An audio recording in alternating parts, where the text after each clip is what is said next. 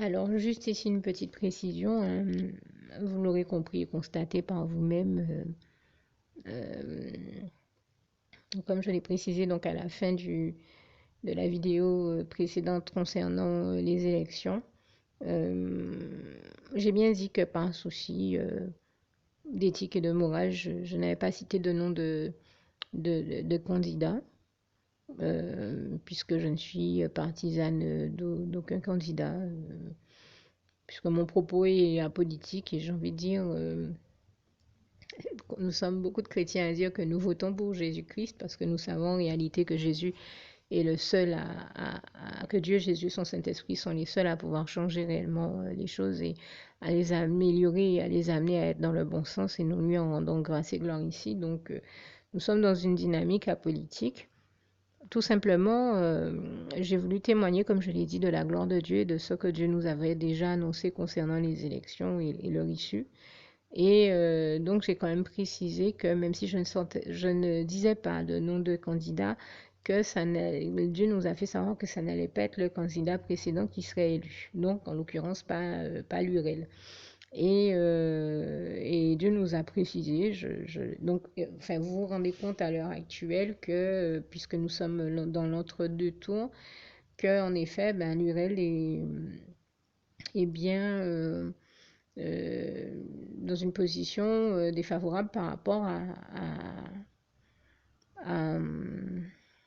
Richalus qui, lui, se retrouve à avoir plus de 3000 voix d'avance sur lui. Et c'était bien ce que le Seigneur nous avait annoncé. Alors bien sûr qu'il reste le deuxième tour, mais nous pouvons déjà rendre grâce et gloire à Dieu et constater que ben, la tendance actuelle et les résultats actuels démontrent bien que c'est bien Dieu qui nous a parlé, parce que c'est bien ce que Dieu nous avait annoncé, et nous lui en rendons grâce et gloire. Et j'avais tout simplement tenu à venir apporter ces précisions-là ici, tout comme j'avais promis de le faire donc dans la vidéo précédente, et je viens rajouter donc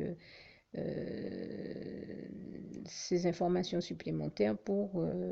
qu'elles arrivent justement en complément, de manière complémentaire ensuite au témoignage que j'avais fait tout à l'heure où je vous disais tout à l'heure, mais voilà, je rapporte ce supplément d'informations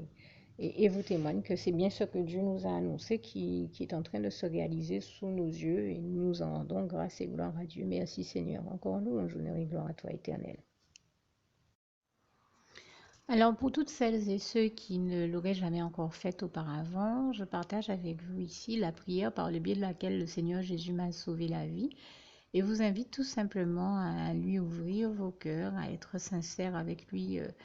dans ce que l'on va dire ici, puisque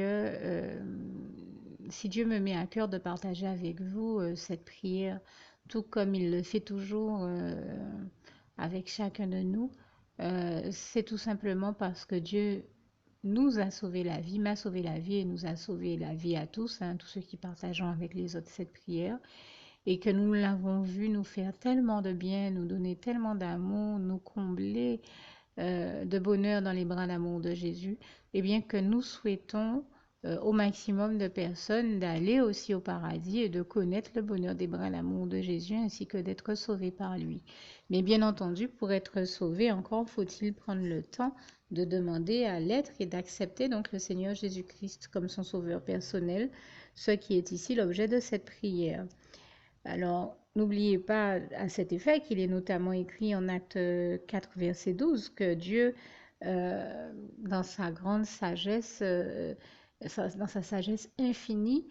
a choisi le Seigneur Jésus-Christ, qu'il l'a mandaté, qu'il a délégué pour être le seul sauveur de toute l'humanité et qu'il n'y a aucun autre nom que celui du Seigneur Jésus-Christ qui nous ait été donné, qui ait été donné à toute l'humanité pour être sauvé. Voilà pourquoi nous avons la certitude qu'en acceptant le Seigneur Jésus comme notre sauveur personnel, nous faisons définitivement le bon choix, d'autant qu'il est également écrit en Jean 14, verset 6, Jésus-Christ est le chemin, la vérité et la vie. Nul ne va au Père Dieu sans passer par le Fils Jésus-Christ. Voilà pourquoi nous devons donc adresser au Seigneur Jésus la prière qui suit. Donc Seigneur Jésus-Christ, n'hésitez pas donc à dire cette prière à haute voix en vous mettant bien entendu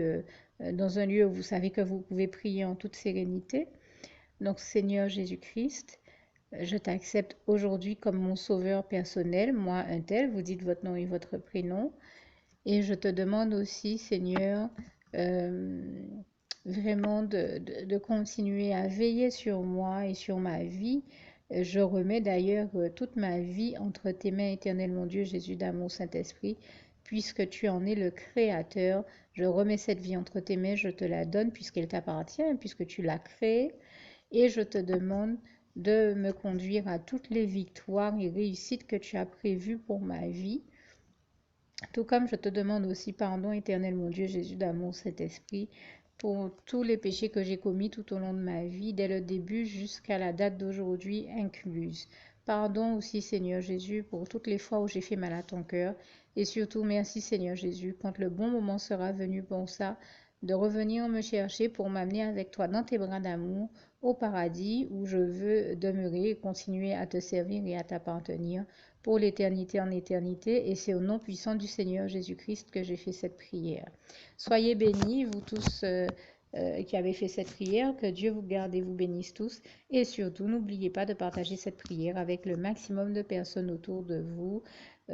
tous vos contacts, famille, amis et bien-aimés, et que Dieu vous en bénisse. À bientôt.